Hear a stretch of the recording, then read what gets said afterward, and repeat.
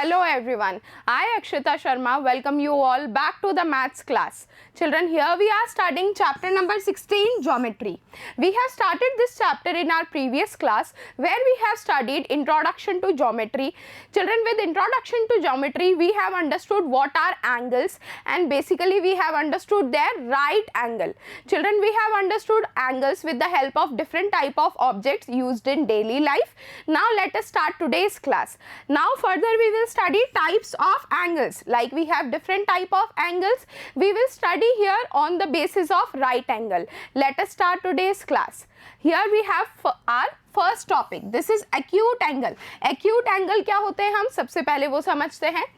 Those angles which are smaller than right angle are known as acute angles. बच्चों हमने कल right angle पढ़ा था. राइट एंगल क्या होता है, एक परपेंडिकुलर लाइन होती है और एक बेस लाइन होती है. ठीक है, जब वर्टिकल लाइन एक बेस पर होती है, जब स्ट्रेट जो लाइन बनती है यहाँ पर ये बनने वाला जो एंगल होता है इसको हम बोलते हैं राइट एंगल. ठीक है, राइट एंगल के बेसिस पे हम पढ़ेंगे डिफरेंट टाइप ऑफ एंगल्स. सबसे पहले हमने पढ़ा है एक्यूट एंगल. एक्यूट एंगल क्या होता है, जो राइट एंगल से छोटा होता है, which are smaller than right angle. अब हम समझते हैं कि हम किस तरह से पहचानेंगे कि ये एक्यूट एंगल है या नहीं है.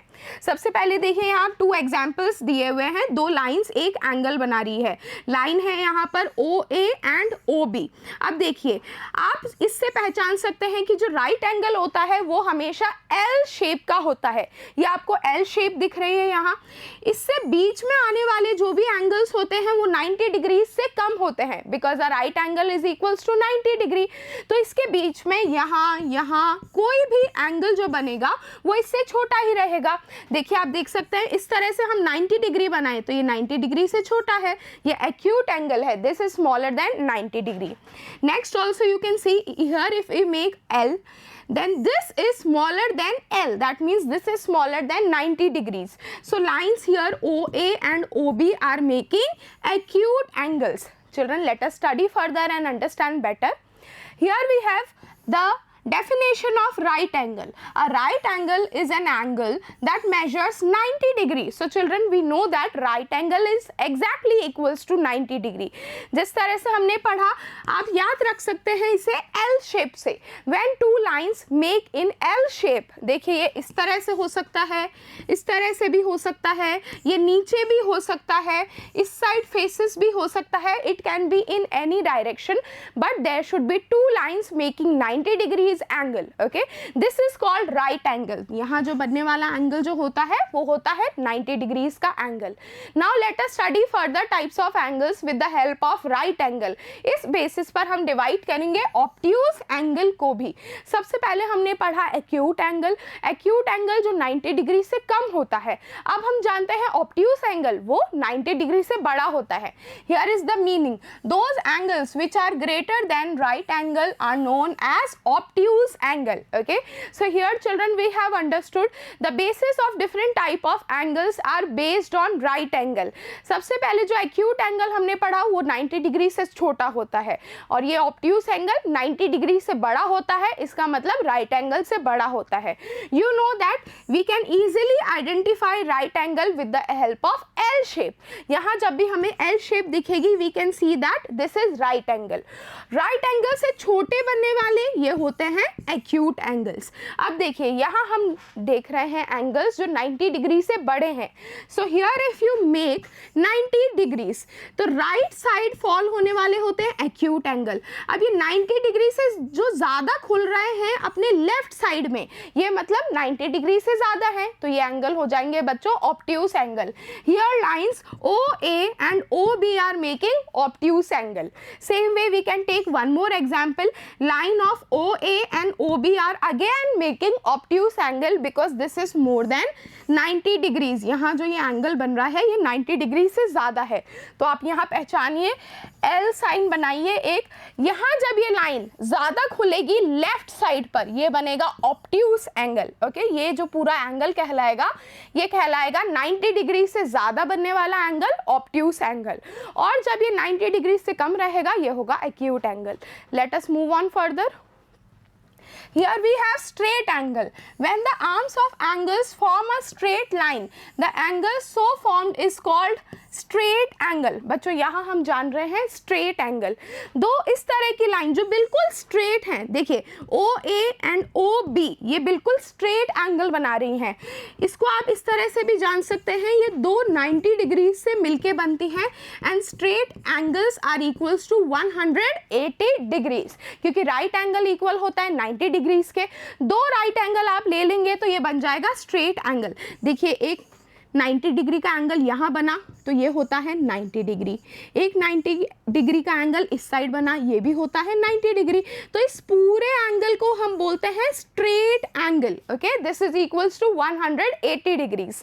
Same way here we have taken example of a clock. Clock में देखिए 6 बज रहे हैं यहाँ पे एग्जैक्टली। ओके, आवर हैंड की सुई है 6 पर और मिनट हैंड की सुई है 12 पर। ये एक स्ट्रेट एंगल बना रही है, दो लाइंस बिल्कुल स्ट्रेट है।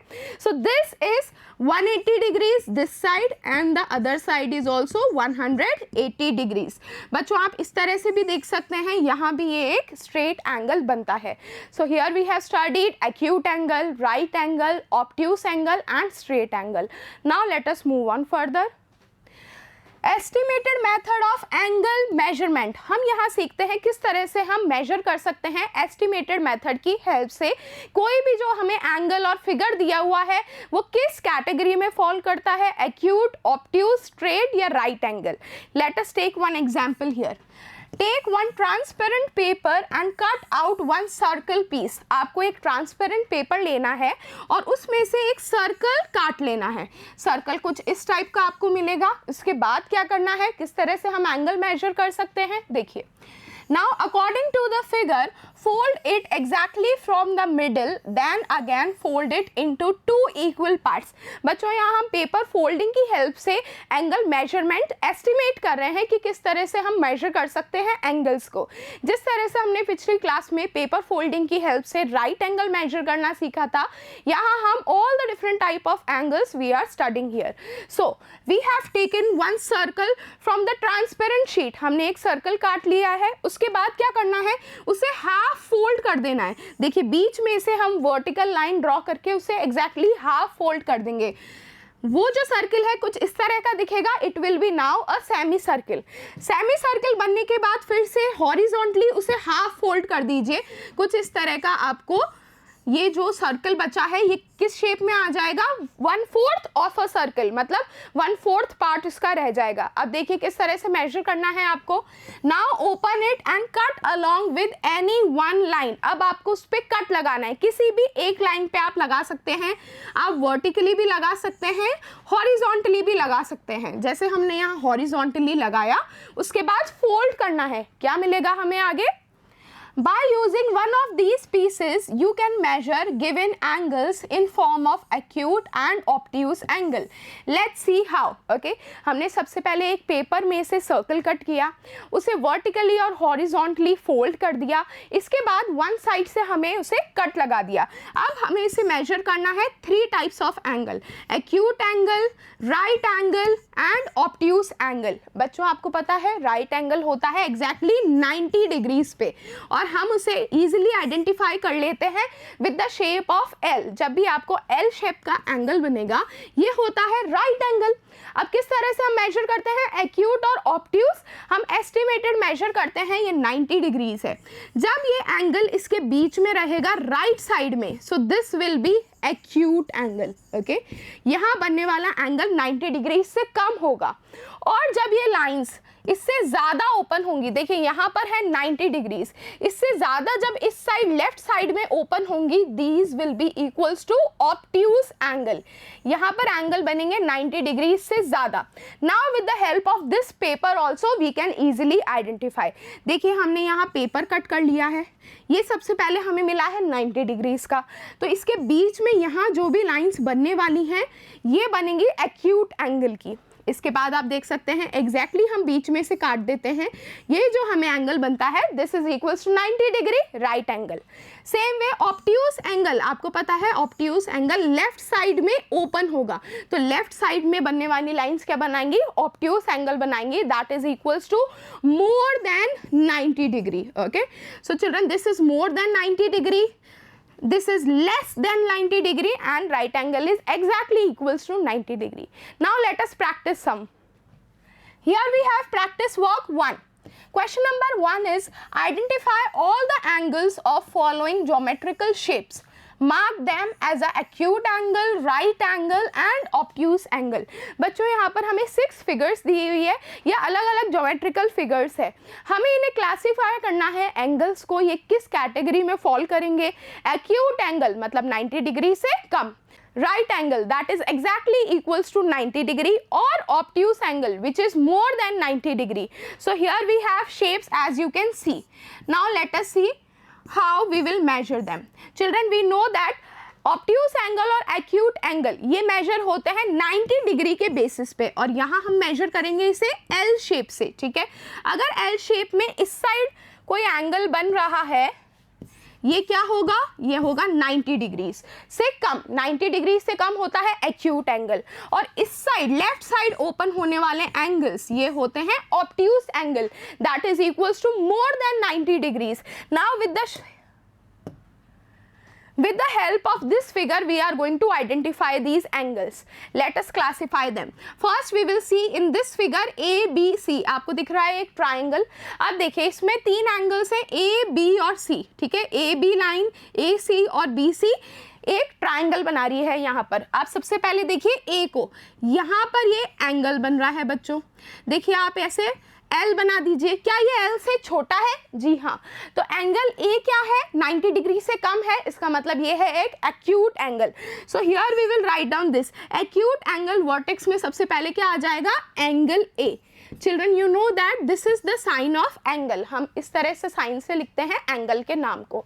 इसके बाद देखिए बी में भी बनाइए आप L, ये भी क्या 90 डिग्री से कम जा रहा है, here is the line, so yes this is also less than 90 degree, it is equals to acute angle.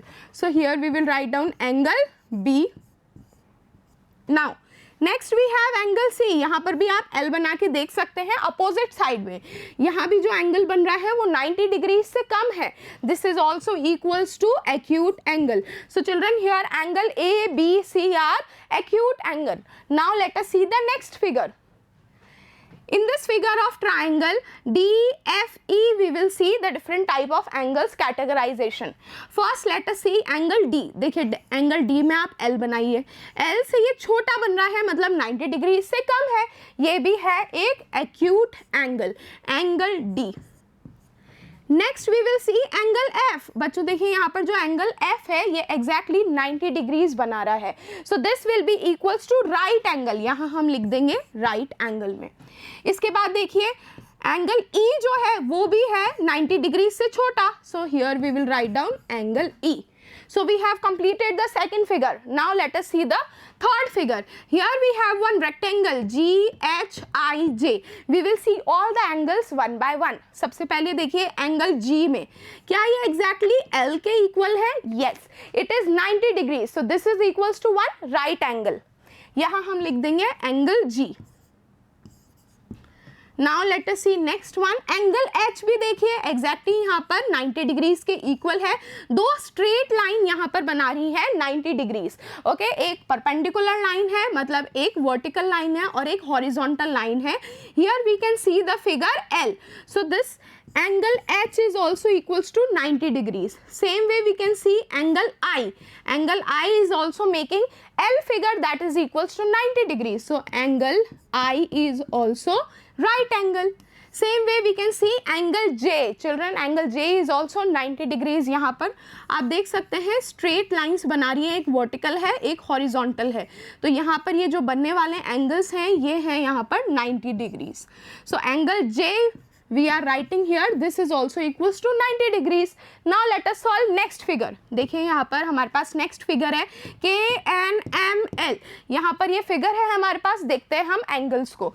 शुरू करते हैं हम एंगल के से. In this angle of K you can still see here the figure of L.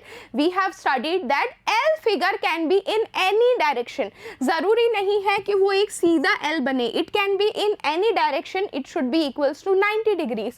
So children, when we see this closely, we find it as 90 degree. So angle K is equals to right angle. We are writing down here. Children next we can see here angle L. Angle L जब आप देखेंगे ध्यान से, यहाँ पर आपको दिख रहा है ये एल जो फिगर है उससे ज़्यादा खुल रहा है लेफ्ट साइड पर.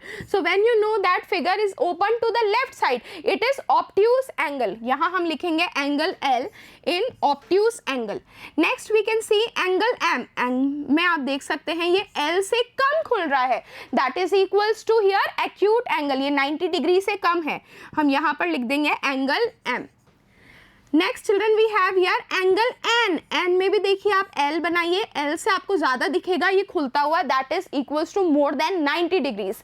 सो children here angle N is equals to obtuse angle. क्या है यहाँ, ये ऑब्ट्यूज एंगल है. इसके बाद हम नेक्स्ट फिगर देखते हैं. Here we have this figure O S R Q P. O R S Q P में हम देखेंगे सबसे पहले with the help of L figure. Let us start with P here. देखिए बच्चों, पी में जब हम बनाते हैं एक एल फिगर, यहाँ पर आपको दिखेगी लेफ्ट साइड ज़्यादा खुल रही है. So you know that it is more than 90 degree. Angle P is obtuse angle. इसके बाद देखिए क्यू भी आपको दिखेगा एल से ज़्यादा लेफ्ट साइड खुलते हुए. This is angle Q equals to obtuse angle. इसके बाद देखिए एंगल आर.